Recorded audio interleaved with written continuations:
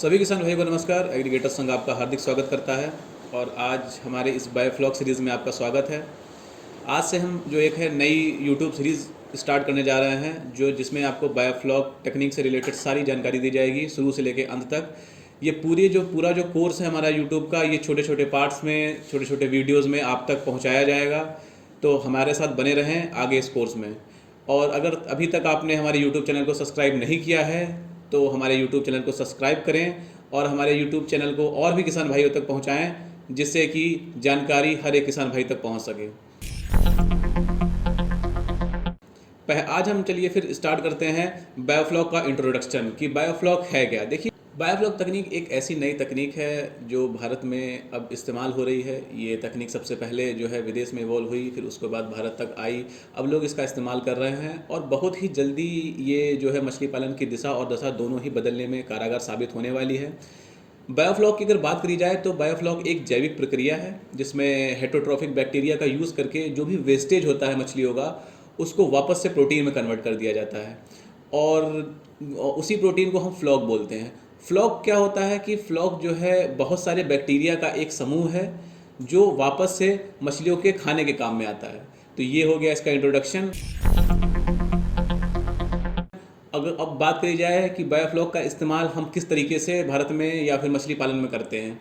Biofloc tank एक जाल के ऊपर बिछाए हुए टारपोलिन से बना होता है। टारपोलिन को जो है जाल के चारों ओर बिछाया जाता है, फिर उसमें पानी भर के उसमें मछलियों का पालन किया जाता है। अब बायोफ्लॉक टेक्निक के जो हैं कुछ लाभ भी हैं और कुछ हानि भी है। बात करेंगे हम सबसे पहले लाभ की कि बायोफ्लॉक तकनीक के क्या क्या लाभ हैं। तो सबसे पहला लाभ अगर हम देखा जाए तो बायोफ्लॉक तकनीक में हम बिना पानी बदले मछली पालन कर सकते हैं, हमें पानी बदलने की आवश्यकता नहीं पड़ती है। दूसरे अगर हम लाभ की बात करें तो बहुत कम पानी में बायोफ्लॉक तकनीक का हम इस्तेमाल कर सकते हैं। बहुत कम पानी इस्तेमाल करती है ये तकनीक। इस तकनीक में कम जगह में बहुत ज़्यादा मछलियों का पालन किया जा सकता है। अगर अगले हम लाभ की बात करें तो इस तकनीक में जो है फ़िश फार्मिंग के लिए जो है मछलियों को बीमारी जो होती है वो बहुत ही कम लगती है अगर तालाब की तुलना में बात की जाए। इस तकनीक से अगर हम फ़िश पालन करते हैं, मछली पालन करते हैं, तो टैंक में हमेशा कुछ ना कुछ मछलियों के खाने के लिए रहता है। तो फूड अगर कन्वर्शन रेशियो की बात करें, फीड कन्वर्शन रेशियो की बात करें तो तालाब की अपेक्षा में जो है फूड कन्वर्शन रेशियो कम हो जाता है, मतलब कि फीड की बचत हो। अब हम बात करेंगे बायोफ्लॉक तकनीक जो है उसमें कुछ हानियां हैं उनके बारे में बात करेंगे। तो सबसे पहले अगर बात करी जाए तो इस तकनीक से फ़िश फार्मिंग करने के लिए ऑक्सीजन लेवल हमेशा मेंटेन करके रखना होता है। पानी में 24 घंटे जो है ऑक्सीजन लेवल आपको मेंटेन रखना पड़ेगा, जिसका परिणाम जो है सीधे आपकी जो लाइट की जो बिजली की आपूर्ति है उससे रिलेशन रखता है कि आपको बिजली जो है 24 घंटे वहाँ पे प्रोवाइड करानी पड़ेगी, जिससे ऑक्सीजन लेवल मेंटेन रहे। क्योंकि अगर ऑक्सीजन लेवल मेंटेन नहीं रहता है तो मछलियाँ मरने लगती हैं। दूसरी हानि की बात करी जाए तो तालाब की अपेक्षा जो है देखभाल जो है इस टैंक को ज़्यादा चाहिए होती है। तालाब में बहुत कम देखभाल में हम मछली पालन कर सकते हैं, पर बायोफ्लॉक में थोड़ी सी देखभाल की ज़रूरत आपको पड़ती है। तीसरी बात करी जाए तो सारे वाटर पैरामीटर्स जितने भी हैं, जितने भी मापदंड हैं, उनकी जांच करनी होती है। टेम्परेचर, डेंसिटी, सब चीज़ों की जांच करनी पड़ती है। ये तीसरी चीज़ है। चौथी चीज़ की बात करी जाए तो अगर हाई डेंसिटी है तो हाई डेंसिटी में मछली होने से जो अमोनिया क्रिएट होता है वो मछलियों के लिए जहर का काम करता है। तो ये जो कुछ चार थे जो हानि भी हैं इस बायोफ्लॉक तकनीक की। तो जैसे कि लाभ और हानि दोनों आपके साथ शेयर कर दी गई है, तो आप अपनी सुविधा अनुसार जो है बायोफ्लॉक तकनीक का इस्तेमाल कर सकते हैं। अब बात करते हैं कि किस किस चीज़ों की आपको आवश्यकता पड़ती है बायोफ्लॉक तकनीक से मछली पालन करने में। कुछ जो है उपकरण हैं जिनका हम इस्तेमाल करते हैं कि जो भी मापदंड है पानी के उसको नापने के लिए कि और उनको सही करने के लिए। तो सबसे पहले अगर हम बात करी जाए तो सबसे पहली चीज़ होती है पीएच मीटर। पीएच मीटर जो है वो पानी के पीएच लेवल को जांचने के लिए किया जाता है। जैसा कि हमें पता है कि पीएच जो है हमारा वो 6.5 से 7.5 या 8 के बीच में ही होना चाहिए। तो पीएच मीटर का इस्तेमाल करके हम जो है पीएच लेवल अपने पानी का जान सकते हैं। दूसरे उपकरण की हम बात करें तो दूसरा होता है सैलिनिटी मीटर। सैलिनिटी मीटर का जो काम होता है वो पानी में नमक की मात्रा को जानने के लिए होता है कि पानी कितना नमकीन है। तो सैलिनिटी मीटर दूसरा उपकरण है। तीसरे उपकरण की अगर हम बात करें अभी यहाँ पे तो टीडीएस मीटर होता है। टीडीएस मीटर का काम भी जो है सेम सैलिनिटी मीटर की तरह होता है। ये भी नमक की मात्रा पानी में जानने के लिए काम में आता है। चौथे उपकरण की अगर बात करी जाए तो डिजिटल थर्मामीटर। डिजिटल थर्मामीटर जो है वो पानी के टेम्परेचर को मेंटेन रखने के लिए, उसको जांचने के लिए इस्तेमाल होता है। तो ये 3-4 उपकरण हैं। और भी उपकरण आते हैं अगर और मार्केट्स में, जैसे कि अमोनिया किट, जो पानी की में अमोनिया की मात्रा को मेंटेन करने के लिए, उनको जानने के लिए यूज़ होता है। नाइट्रेट किट क्या होती है? नाइट्रेट भी बायोफ्लॉक टैंक में जहर की तरह काम करता है। तो नाइट्रेट किट से जो है पानी में नाइट्रेट की मात्रा को जार के उसको जो है कंट्रोल कर सकते हैं। फिर आती है डिओमीटर किट, मतलब कि डिजॉल्व्ड ऑक्सीजन। इसका इस्तेमाल जो है ऑक्सीजन की मात्रा को मेंटेन करने के लिए किया जाता है। तो ये सब कुछ उपकरण थे जो आप यूज़ करके अपने पानी के जो मापदंड हैं उनको मेंटेन कर सकते हैं बायोफ्लॉक टैंक में। अब हम बात करेंगे कि बायोफ्लॉक टैंक का जो है कंस्ट्रक्शन, निर्माण आप कैसे कर सकते हैं, उसकी हम बात करने जा रहे हैं। तो कुछ चीज़ें हैं, कुछ पॉइंट्स हैं जिसका आपको ध्यान रखना है बायोफ्लॉक टैंक निर्माण करते समय। पहली चीज़ कि टैंक वहीं बनाएं जहाँ पे पानी निकलने का बेहतर रास्ता हो, अच्छा रास्ता हो, जहाँ से आप पानी को बाहर निकाल सकते हैं। दूसरी चीज़, आपका टैंक जो है ढलान में होना चाहिए, थोड़ा सा 1.5 फीट से लगभग 1.5 फीट की लगभग उसमें ढलान होनी चाहिए, जिससे कि जो स्लज, जो भी कीचड़ उसमें बनता है वो निकल सके। तीसरी चीज़ का आपको इस्तेमाल देखना है कि आउटलेट का जो ड्रेनेज पाइप है जिससे आप स्लज और आउटलेट करेंगे, वो बहुत अच्छे तरीके से फिट होना चाहिए, उसमें कोई लीकेज नहीं होनी चाहिए, जिससे कि आपका टैंक का पानी उसके थ्रू लीक हो सके, सिर्फ स्लज निकालने के काम आ सके। ये सब कुछ पॉइंट है जिसका आपको ध्यान रखना है। अगर टैंक के आकार की बात करें तो आप किसी भी तरीके का जो है टैंक को आकार दे सकते हैं, चौकोर, गोल, लेकिन ज़्यादातर लोग जो है गोल टैंक इस्तेमाल करते हैं, तो आप ये कोशिश करें कि गोल टैंक ही इस्तेमाल करें। अगर कैपेसिटी की बात करें जाए तो 10,000 से 20,000 लीटर तक के टैंक बन सकते हैं। मैक्सिमम 10,000 लीटर का टैंक बनाया जाता है, तो वो आपके लिए उचित रहेगा। 10,000 लीटर का अगर टैंक की हम बात करें तो उसका जो डायमीटर है वो 4 मीटर होना चाहिए। 4 मीटर का अगर डायमीटर लेके आपको टैंक बना रहे हैं तो उसकी जो है कैपेसिटी लगभग 10,000 लीटर आ जाती है।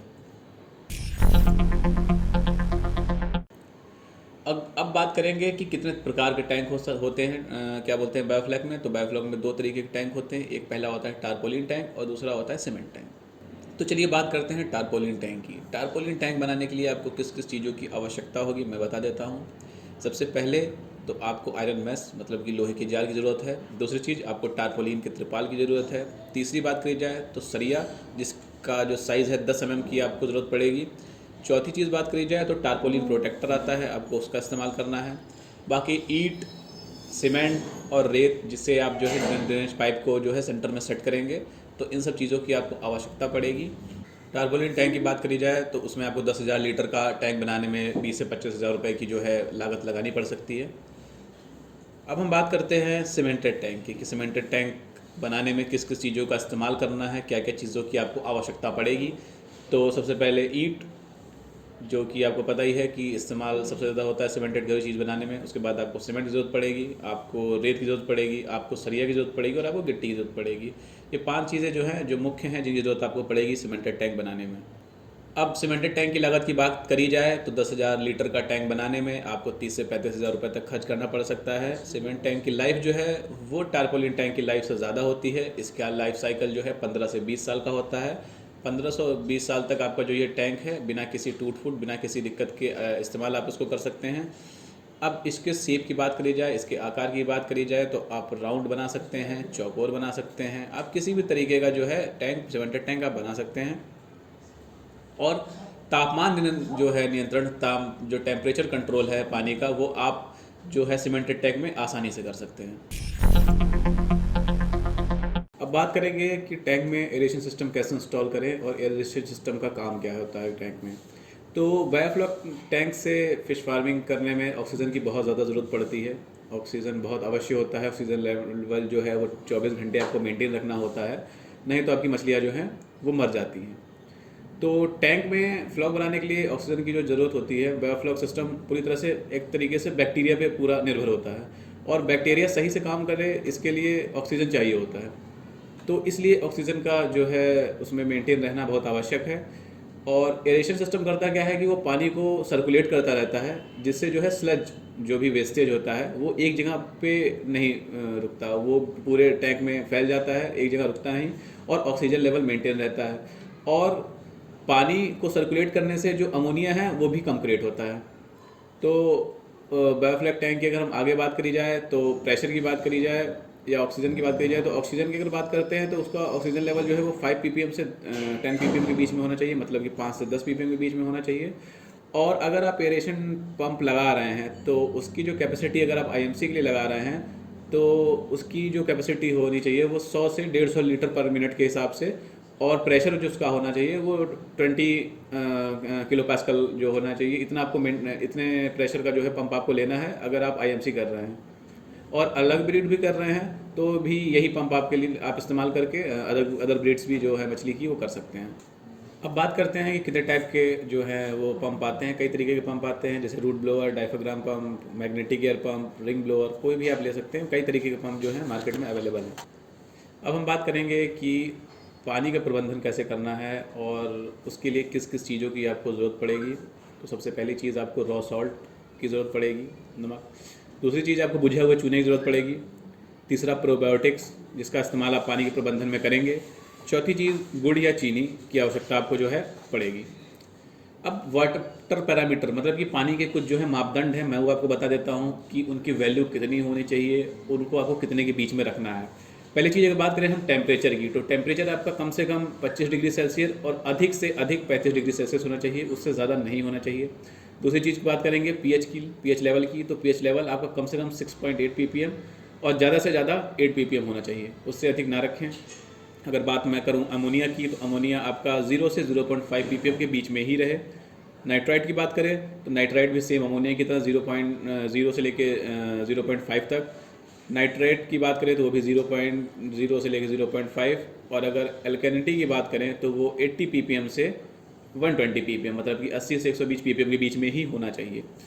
फ्लॉग आपका 10 ml से 20 ml के बीच रखें, मिनिमम 10 ml, मैक्सिमम 20 ml ही मेंटेन रखें। और जो ऑक्सीजन की मात्रा है वो 5 ppm से 10 ppm रखें आप।